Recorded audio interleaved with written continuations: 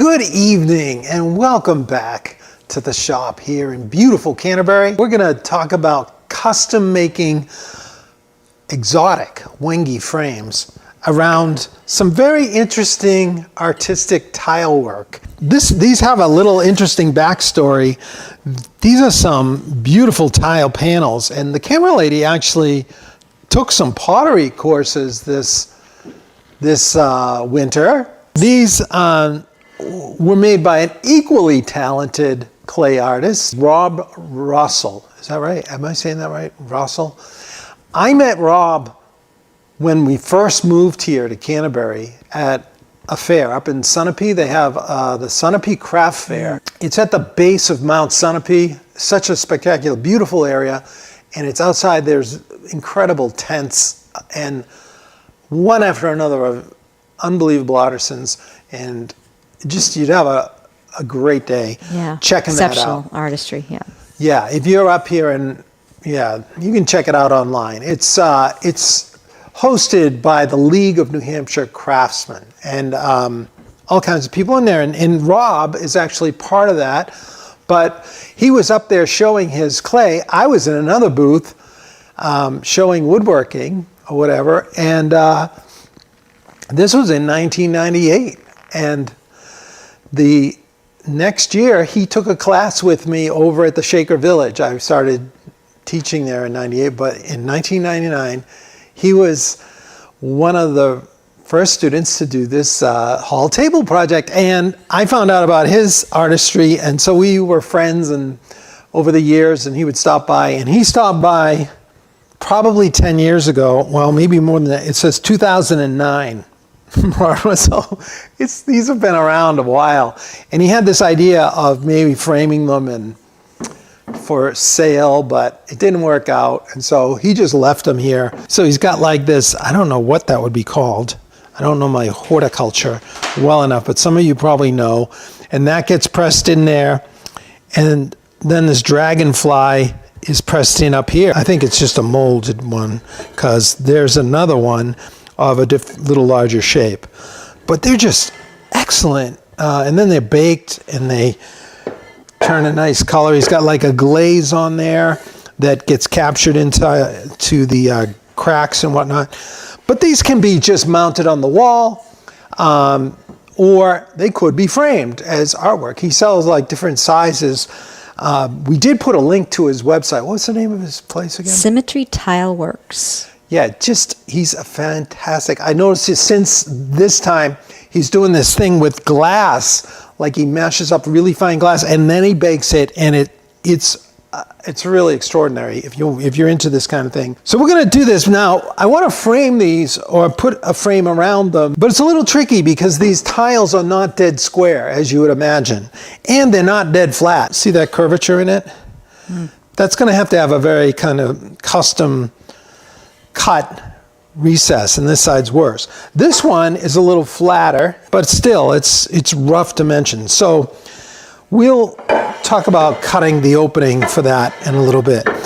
But the inspiration, the idea for the type of frame on these, I was thinking, you could just go with a regular good old miter frame, but I want to do something a little differently.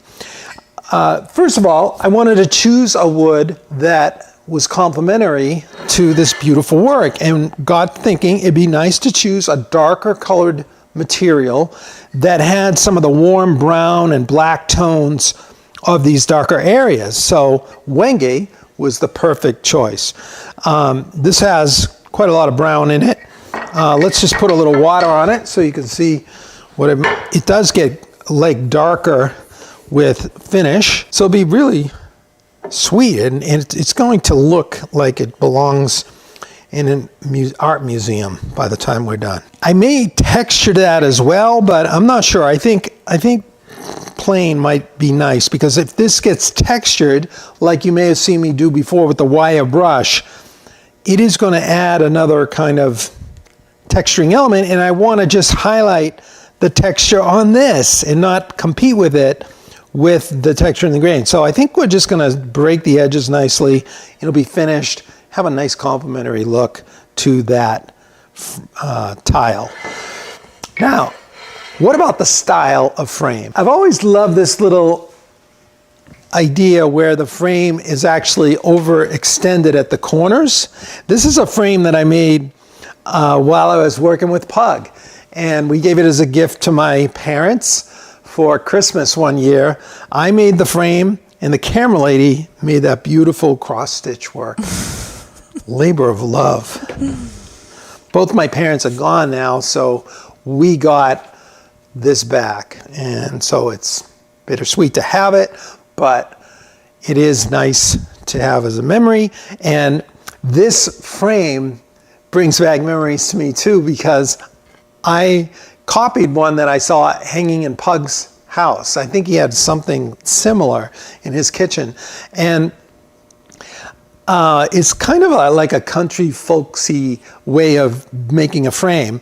But let me, what it is it's got these corners that come up, and they're actually fully lapped. You've got a lap joint, a mid-lap or cross-lap joint on the corners, but because it's molded like that, it doesn't look great. Like they don't fit and flush to each other. So I think that's why, you know, these decorative little leaves were put on. Now this is walnut. I remember having a lot of fun. This was some of my earliest carving, but it's a pretty simple thing to carve. I'm going to actually try to pry one of these off. I got a piece of cork right there. I'm going to slide that under. I'm going to just lightly pry. See, we're protecting the wood. Use our little pry bar, and there it is. And get that little brad. That's all it was. Oh, it looks like I put a little glue on there, but then didn't hold up over time because they're all spinning. Now look at that. We've got that cross lap joint there, but because of the molded edge, you see how that's really not flush at all. Not as nice looking as when you put that nice little carved leaf. And all you do is saw out this little material in walnut. This is all nice walnut, and then shape it up. And it doesn't have to be fancy. It's kind of nice that you show the faceting, and it looks more folksy when it's not super crazy. And then these corners also had a little sculpted carve out of them like that, you know, rather than leaving them bluntly square out on the end. So this is kind of a nice look. It's a little more stylish frame. It has that country old look, and it looks beautiful around that country cross stitch. Sampler, they call it. Sampler. So what we want to do is we're going to go with a cross lap. I decided to do something like that. It's going to just overlap this by, you know, a good 1/8 inch or strong or so, and we're going to cut a rabbet that's a 1/4 inch wide, because this is weird and wide and it changes, so we need that extra room to make sure it fits. It's not square, but once we get it fit, I thought having these come up like this and cross-lapping to some degree, you know, leave those extended. Now I'm not sure how far to leave them out, but I decided to go with 1 1/4 inch overhang in each direction. So it'll be something like that. Once I get it on there, there's no saying we can't modify it. We could make little trims like we did on the ends of those over there, or we could, I wouldn't really round them, but you could just leave them somewhat, you know, and see how you like it, whether it's little chamfer maybe, something, but that'll be to decide later. The good thing is you just leave the material there and you're all set. So I got them marked out for the pieces and I cut them to length. Now what I did for lengthwise on these was I decided how wide I needed them between, let's say these were the full length, between the two verticals and then between the two horizontals, like how much room we needed there. So once I knew that, then I knew I needed to add that dimension. It's going to be 5 5/8, then plus the width of these, then 1 1/4 on each side. So I needed to figure that math. I need to add 2.5 to that as well. Now one easy way to calculate all that, you go 5 5/8 on my rule here, Then I'm going to add my 2.5.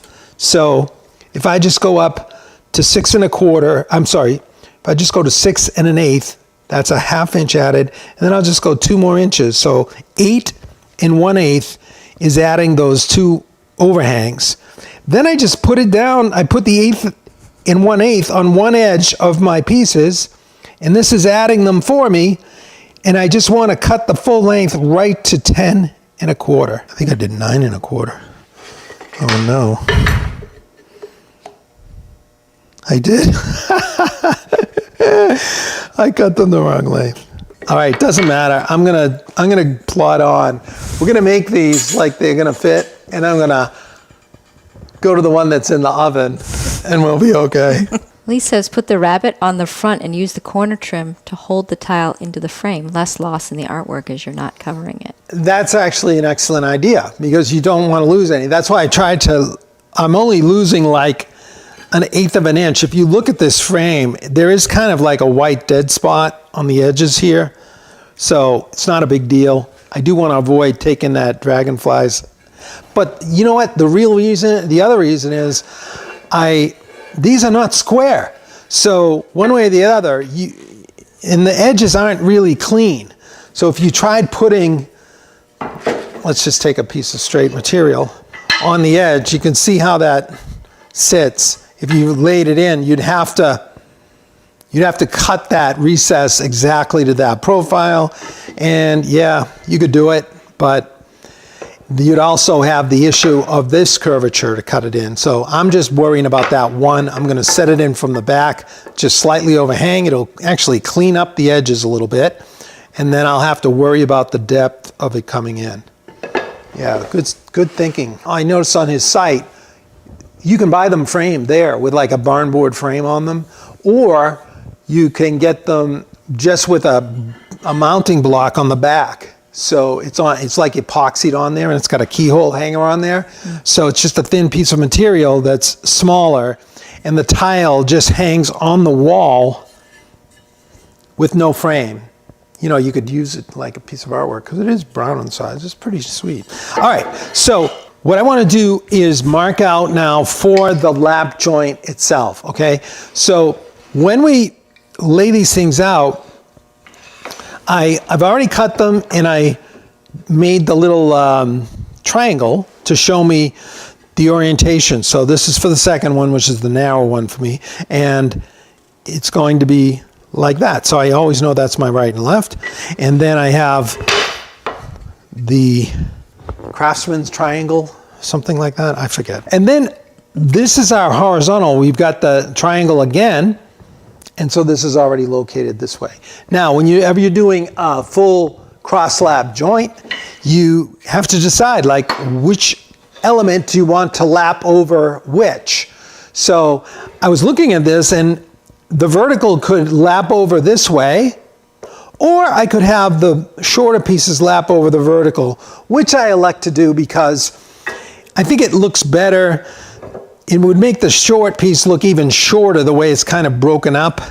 I'd rather break into the long piece and make the shorter elements appear a little bit longer. Anyway, once it's finished, it'll be hard to tell. But just, it's a little nuance that's worth doing. So these are going to be indexed in. Now that I know that, I'm going to be laying this into here. I know I'm going to be cutting a full dado right here across those two, and the same at the bottom across these two. And then on my top and bottom pieces, if I flip under, I'm going to be cutting a dado right here and right here. And this dado has to be exactly the same as the material. So it's important when you're doing these kind of cross lap joints to get your material all as much the same, consistently the same width as possible. If you have a drum sander, that's an excellent way to do it. That's what I used actually for this. I love that fine dimensioning you can get, but you're going to tweak it a little bit anyway once you go to do your final fit. So it's not horrible if you don't have that. I've got by with it. long time. You can run them straight through the planer, but then you have those planer marks to clean up, you know, so you got to go one way or another.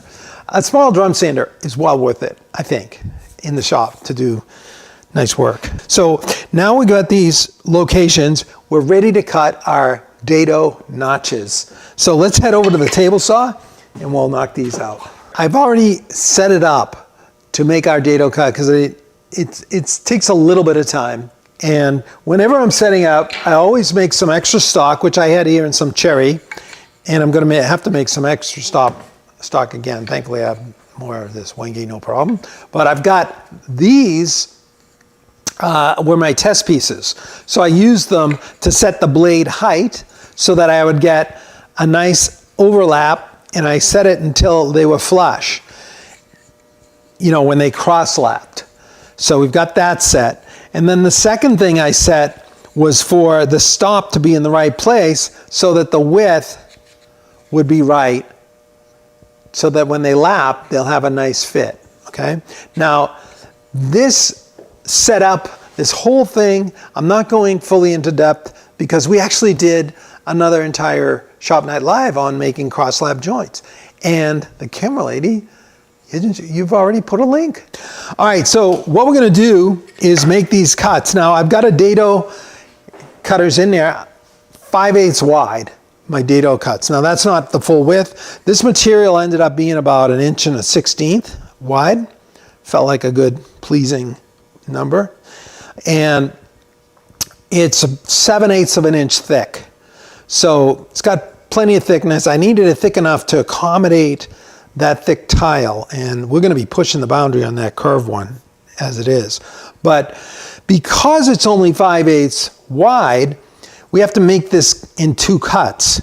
So what I'm going to do is make sure I always orient the chalk mark that's indicating where we're going to make our slot down, so I cut it in the right way. I'm going to put it against the stop. This stop it was set just to give me 1.25 inch overhang over here, okay? So I'll make my inside cut first, then I made a little spacer block about 7/16 so that I could bring that out, and that will make the second cut, and with any luck, that should be nice to squeeze the other piece in. Now when I go to squeeze it in, when I'm testing them, sometimes it's a little tight. And all I had to do was add a piece of masking tape to that secondary spacer block. So I don't have to reset it for everyone, like move my stop. I just made a spacer block that would kick it over the appropriate distance. Alrighty, now I got everything organized here. These are all gonna be face down this way. The long ones are gonna go face down this way. Let's get to do some cutting.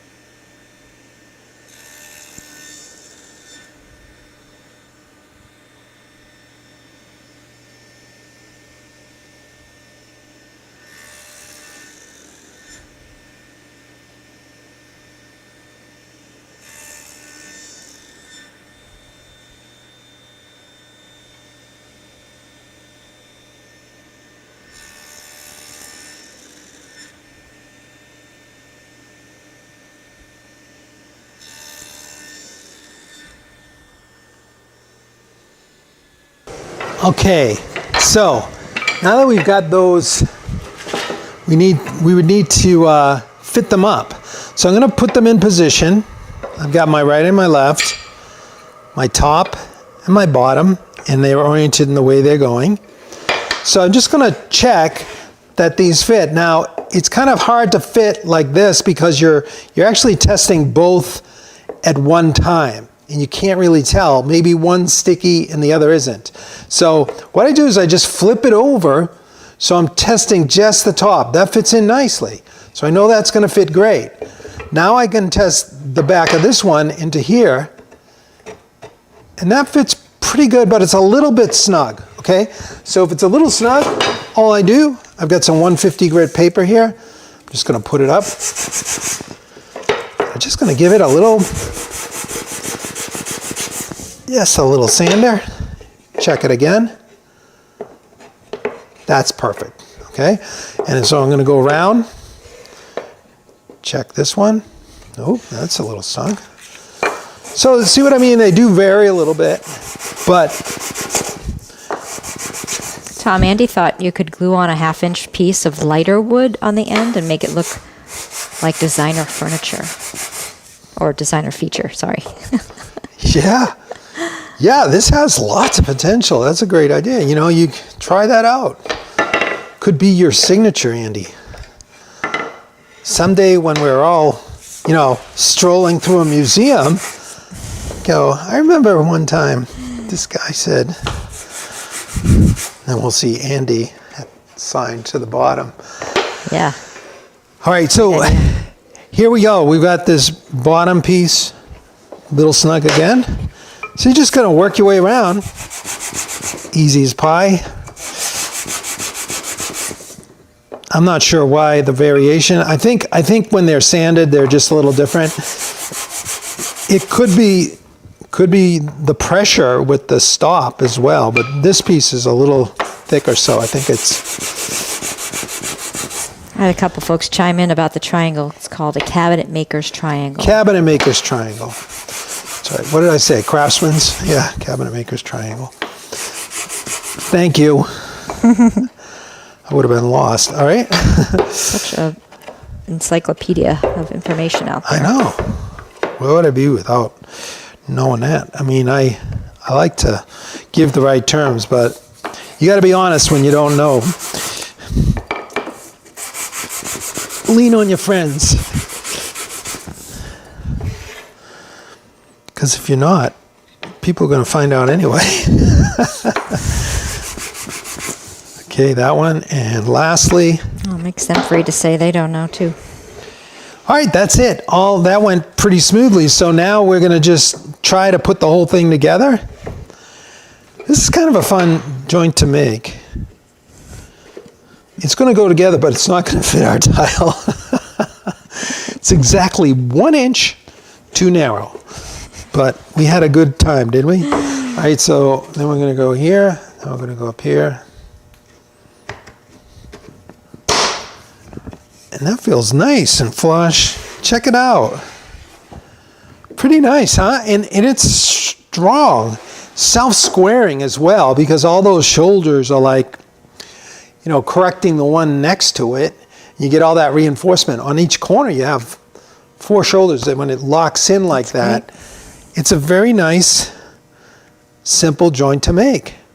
Just using that approach. Now remember, if you want to make this, check out that other video. I think you'll enjoy it. I showed making a few different things. I made a sword. I think I made some little crosses in that one. It was great. So similar thing. This is the way we go. Now, once we've got this to this point, we need to cut the rabbet on the inside. So I would mark all these pieces because the horizontals and the verticals have the dado on the opposite sides. So you could get confused, but with that chalk in there now, there won't be any confusion. So I'm going to actually set this one aside now, and we'll start working on the other one that I've got to this point already, because this is not going to fit. This one actually would have taken too long too, because of that curvature in there. What I will do is cut the rabbet And then I'd have to adjust for that curvature, which I'll talk about after I get the other rabbet in, okay? And let's bring in the second one out of the oven. I'll set that tile aside, and now we're going to be working on the 8 by 18, I believe. What I did here was I already marked this one, and I already fitted them just as I did there, and I made the chalk marks, but I already started running this on the router table. That's where we're going to do this, okay? Now, the top and the bottom pieces, I can run the groove all the way out into the dado because I know that's the end of it right there, right? The other side, I have to make sure I stop because I'm on the underside, but I want to stop right at this shoulder. So imagine if you had a bearing on there and you had this interlocked and you were riding a bearing to cut your rabbet from the inside, the bearing would hit before the cutter made a full pass in there. So it's not going to go all the way. So let's go over to the router table and I'll show you how I set that up easily. But I've got a bearing in here and I've got a 1/4 inch dado rabbet cutting bit right there so I've got a 1/4 inch width, and I'm set it low. I'm just going to raise the height and make a few different passes until it accommodates our tile. And then I want to know where to start and stop here. So I decided to do this before glue up. It would be harder I need to do some shaping on these things independently to make them custom fit. So imagine there's our dado there. We want to, as if the bearing stops like it's hitting this wall, because that's actually representing the piece going at a 90-degree angle there. It's like that bearing is going to hit there. So I'm just sighting that wall with the edge of the bearing. It's not like super critical, it's perfect. And then I'm putting a piece of tape, look, right here, in the position when I've got it where I want it. I just put a piece of tape right on the table showing this is where I want to enter the cut. And then I did the same thing for the end of the cut. I just put a second piece of tape right here, so that's when this sidewall is then lining up with the bearing. You could be more fancy about it and I could put a stop way back there and then another stop here, but it's not that big a deal. I got to clean it up with a chisel anyway. I can handle this easily with a piece of tape, and we're doing it in lighter passes, so it'll work out fine. All right, so I've already made those first passes. Let's get a measure on our tile. We are 7/16 to a half, basically, how that's structured. Now, I'm going to want to tack this in from the back, so I'm probably going to go 5/8 deep so that I'll have a 1/4 inch reveal around there. Let's see what that looks like. I'm just going to hold the piece up about a 1/4 inch. I'll go to a 1/4. I can fit it on there. I can always readjust because I'll leave the router table where it is, and we'll see how we like it. All right, now let's go ahead and I've got to adjust that table up. I know I'm going to raise it eventually to 5/8. And right now I am at 3/16. So let's go up about almost a 1/4. Got to get that tape out of the way. Just a bit over 3/8. So I'm going to make it 2 more passes. Okay, here I am. And I've got the fence is set aligned with the bearing, so see how that's there. I'm not technically using the bearing that much, but it is there as a backup. All right, so I've got to remember, I'm going to come in here, get that started, and then push it right along. And then when I do these guys, I'm going to come in here, and this is going to drop in like in the mortise because these are going to die into the mortise. I can go full all the way. and then I'll push it through and come away.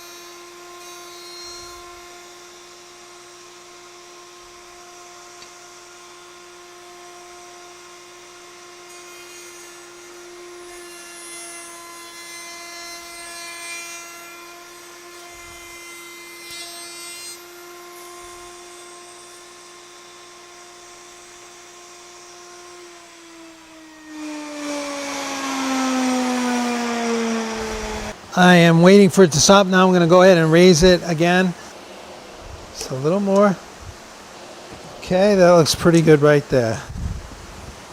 I'll lock it in. All right, let's run these and then we'll see if it fits.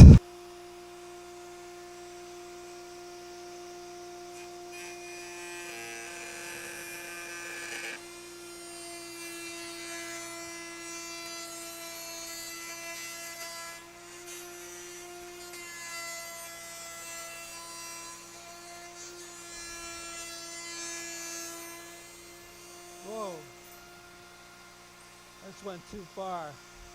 Won't matter.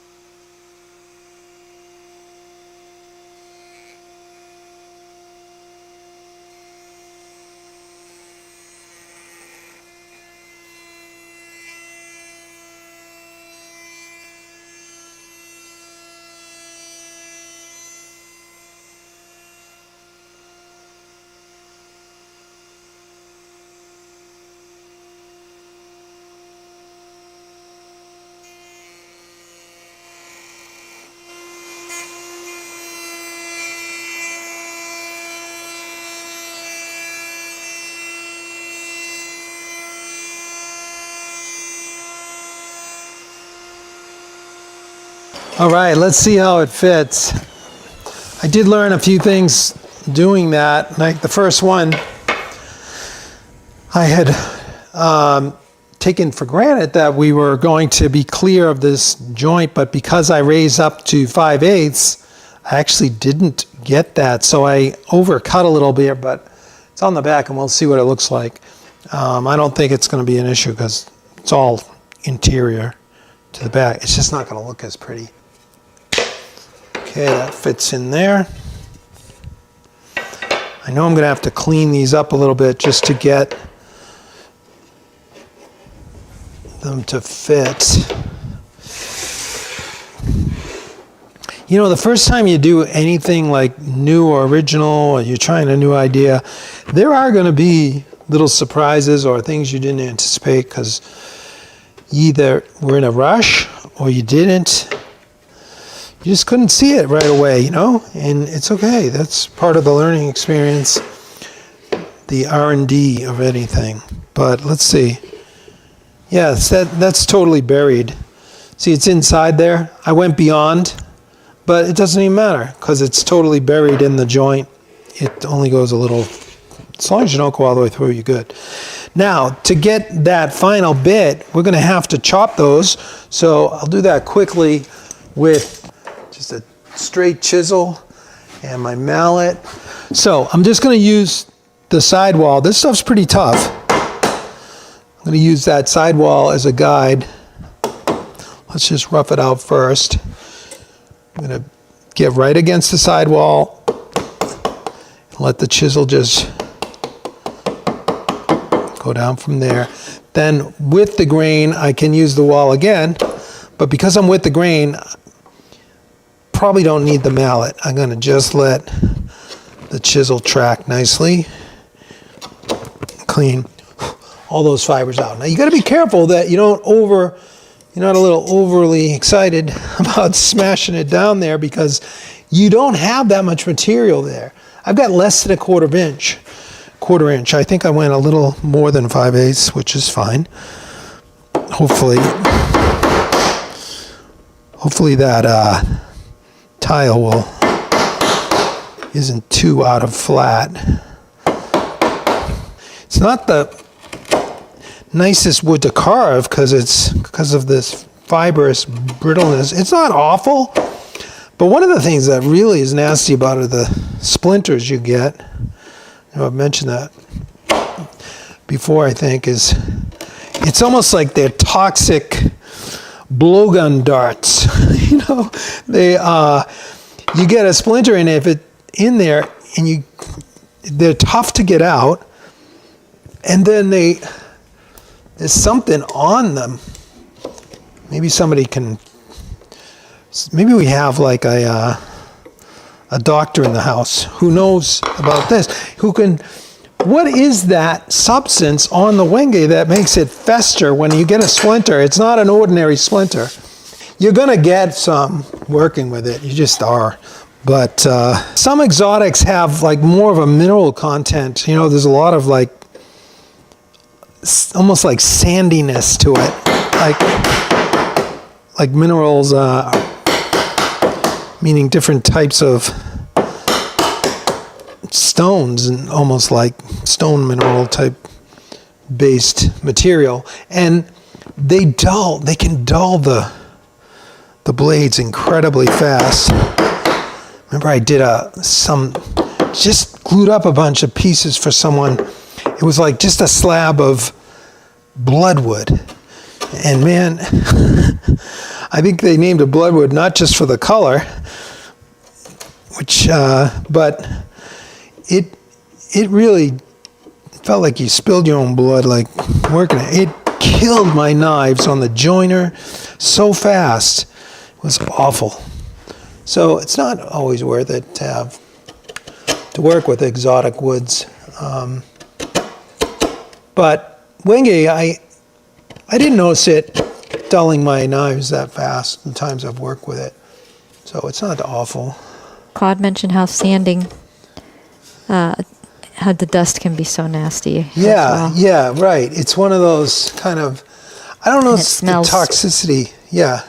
It's not the best smelling wood either, but I don't know. It's price of admission when you're working with fine, unusual woods.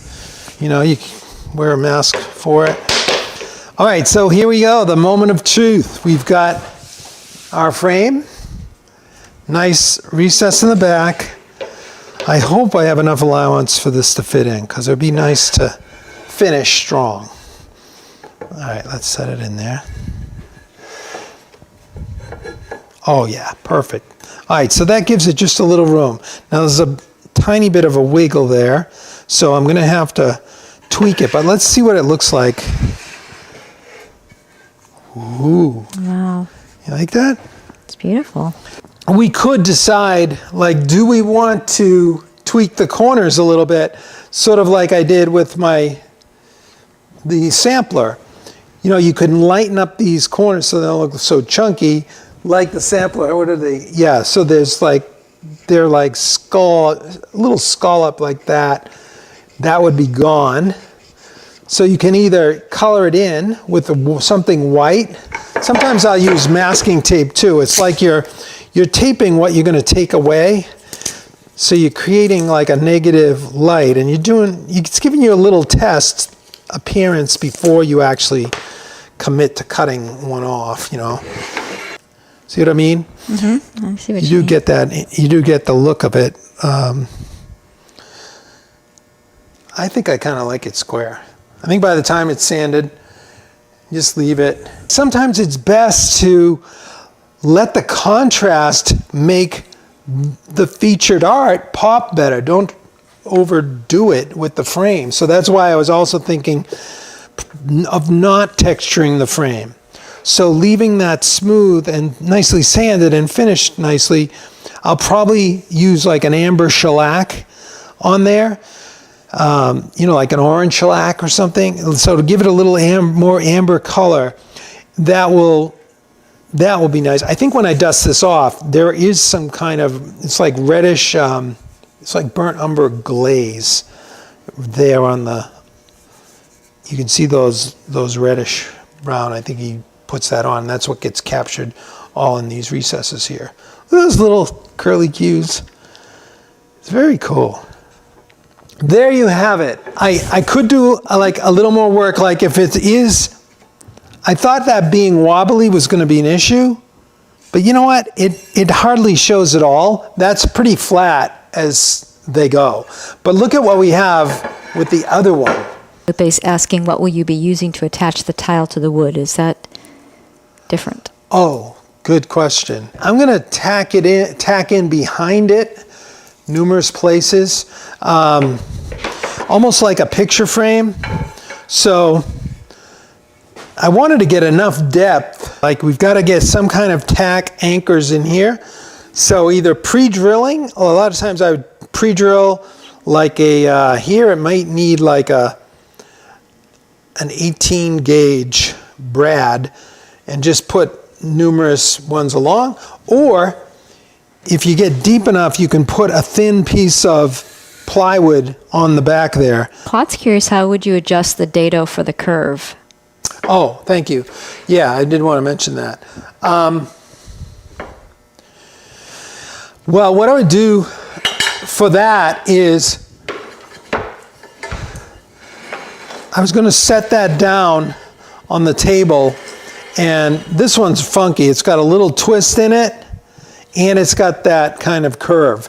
So I would need to scribe on the inside of my piece. Now this one's not as tall, so it won't fit in that dado, but let's just imagine that this one is dadoed. I would have to go ahead and route this just like the other one. So let's say it's gone through, but I would route the depth only for the lowest point here. So I just route for whatever is the shallowest point, like this one here, and get whatever the offset is I want. So I'd route there. Then I would have to bring in some type of marking knife. I was thinking of putting like a little piece of tape on the back so it wouldn't scratch, and then scribing with this sitting on the table like that. If I wanted it recessed even more, see, if I put it here, I'm only getting a small offset here, so I think I would have to actually do it this way. It would be different. It would be hard to pick up, though. Most people would never see that. But I could put little riser blocks underneath to keep it stable, and then center it, and then I would knife it like that with some protection behind my knife, go over it a few times, so you're just scribing right along flush with the knife resting on the piece.